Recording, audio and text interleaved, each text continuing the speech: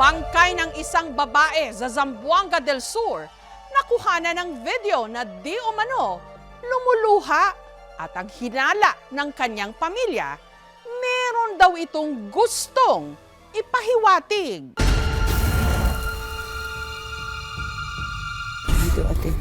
Hindi lang mga nagluluksa at nakikiramay ang umiiyak sa burol na ito kamakailan sa Labangan, Zamboanga del Sur. Pati ang mismong bangkay kasi na pinaglalamayan, bigla-bigla rin daw lumuha. Medyo nilak ako. Buha talaga yun kasi ang lalaki Nagulat ako yung mata niya. Medyo Parang namaga. nilak ako. nagkagulo na po lahat. Ano ang iniisip nilang dahilan kung bakit ito parang umiiyak? Nilak ako. Siguro di pa daw ready yung kapatid ko. Siguro yung mga luha niya, sir. Humingi talaga siya ng justisya. Crying, bangkay,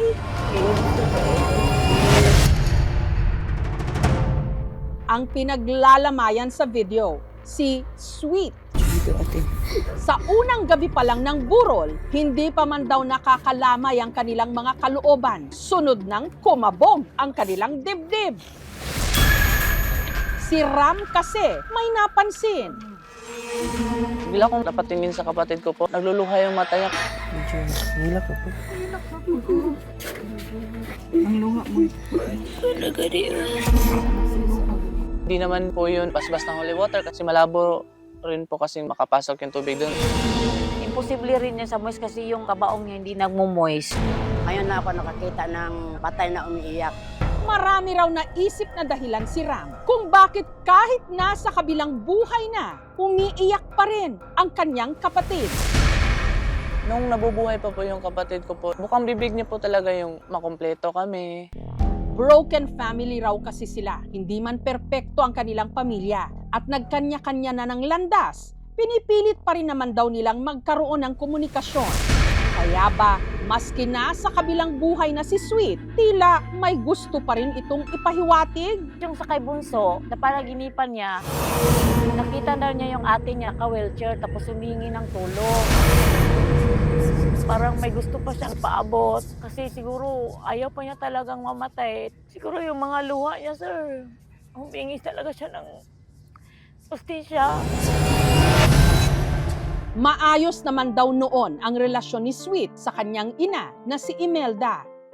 Pero nagkalamat daw ito taong 2024 nang si Sweet nagdesisyong bumukod at nakipag-live-in sa Lanao del Norte kasama ang partner niyang si Alex, hindi niya tunay na pangalan. Nahayaan na lang po siyang pumunta dun sa sintahan niya kasi feeling ko masaya siya dun. Mula noon, madalang na raw nilang makita si Sweet. Doon ko lang rin nalaman na minsan daw hindi siya pinakakain. Tapos si selos pag may kausap siyang iba. Hanggang nitong February 11, nabalitaan na lang daw nila na isinugod siya sa ospital. Sumakit daw yung ulo ni Sweet, pati yung likod. Kaya pinainom niya siya ng gamot. Pagkatapos daw uminom na Sweet, nag-seizure daw siya. Tumawag si Samram sa akin, nakita ko si Sweet na naka-admit na, naka-oxygen. Sabi ng asawa ko, puntahan ko doon at kunin. May pagbangon sa Marisya, uy! Nang dumating kami sa Malabang, hindi na namin inabutan si Sweet kasi patay na nga siya.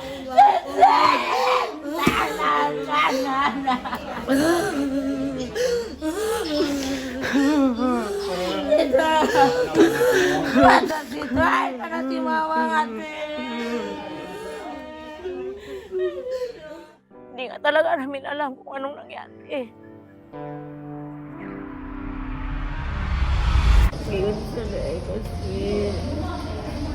Parang nilason. Kasi bakit naging violet yung mga kuko, yung tainga, yung leeg niya.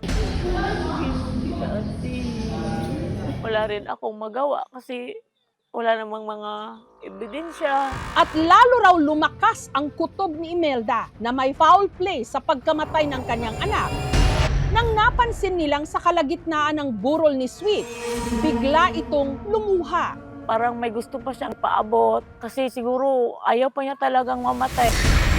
Nila po po.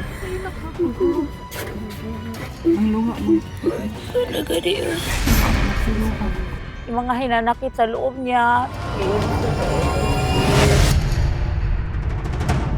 Naihatid na sa huling hantungan si Sweet. Pero hindi pa raw nila tuluyang mailibing sa limot ang kanilang pag-aagam-agam sa tunay na dahilan ng pagkamatay nito. Lalo't ang karelasyon ni Sweet na si Alex, bigla raw naglaho na parang bula. Sabi daw niya sa mga tao na siya daw yung sinisi nila na nawala si Sweet. May foul play nga ba sa pagkamatay ni Sweet? Kaya ba tila may ipinapahiwatig ito? Base sa obserbasyon ko, yung mata niya, may posibilidad talaga na Nila po po. Posible ba talagang lumuha pa rin ang isang bangkay? Alamin natin yan sa ating pagbabalik. Medyo nila po po. Medyo nila po po.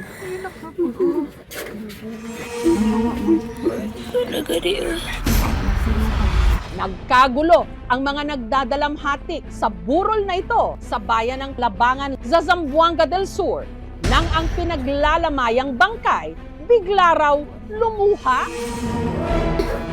Medyo nila po po. Hindi naman po yun bas-bas ng holy water kasi malabo rin po kasing mabuksan yun, makapasok yung tubig doon. Ang ina ni Sweet na si Imelda, iba ang hinala. Siguro yung mga luha niya, sir. Humingi talaga siya ng justisya. May pagbangon vote sa Marisyaon! Parang nilason. Kasi bakit naging violet yung mga kuko, yung tainga, yung leeg niya. Medyo nila po po. At ang pinaghihinalaan niyang may gawa nito sa anak niyang si Sweet, ang dati nitong partner na si Alex, hindi niya tunay na pangalan. Si Alex, hindi na rin daw sumasagot sa tawag ng mga kaanak. Ikwinento rin daw ni Alex na hirap siya noong isugod si Sweet sa ospital dahil walang makuhang sasakyan kailaliman ng gabi. Sinubukan din ng aming team na tawagan si Alex pero out of coverage na ang kanyang cellphone number. Wala rin sa mga kaanak ni Sweet ang nakakaalam ng address kung saan sila dati nakatira ni Alex. Ayon naman sa isang pulmonologist, ang pag-iba ng kulay ng katawan ni Sweet, senyales daw ng kakulangan ng oxygen sa dugo, kondisyong posibleng idinulot ng malubhang pneumonia. Ang pwedeng mag-cause ng pangingitim, ay mabagbagsak ang oxygen. Maaaring kasi yung pneumonia, lalo na kung dalawang baga ang apektado ng infection. Ang epekto nito sa iba, ang tingin nila violent, kung tawagin namin cyanosis. Ayon sa medical certificate, pneumonia at status epilepticus, isang malubhang uri ng seizure na tumatagal ng higit sa 5 minuto ang kanyang ikinamatay. Pero paano nga bang ang isang wala ng buhay na videohang parang umiiyak? Medyo nila po po. base sa obserbasyon ko, yung mata niya, Nila po po. may posibilidad talaga na lalabas yung fluid. Normal lang, shock, hindi po yan luha. Yan po is tubig or formalin. Pag hindi siya na-aspirate ng gusto, nagkakaroon ng gases yung tiyan natin. So, yung gas na yon, itutulak niya yon, yung mga liquid. Kung saan yung open, yun yung lalabasan niya. Sa ilong, sa bunganga. Kaya doon siya sa mata, madalas na lumalabas. Sabi ko, parang imposible naman. Luha talaga yun kasi ang lalaki It provides a social copium sa kanila eh. Gusto pa nila makaramdam ng isang higher way of explanation kung bakit ba namatay yung kanilang minamahal sa buhay. Mahal kay ka na mo, ate. Ate.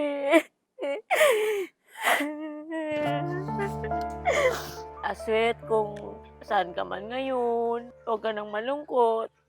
Huwag ka nang umiyak kasi mahal na mahal ka namin. Magpahinga ka na. Sa bawat pagluha, dumadaloy ang pagmamahal at pangungulila. At sa bawat patak nito, sana gumaan ang kalooban ng mga naiwan. At sa mga lumisan, matagpuan sana nila ang katahimikan. Thank you for watching, mga kapuso. Kung nagustuhan niyo po ang videong ito, subscribe na sa GMA Public Affairs YouTube channel. And don't forget to hit the bell button for our latest updates.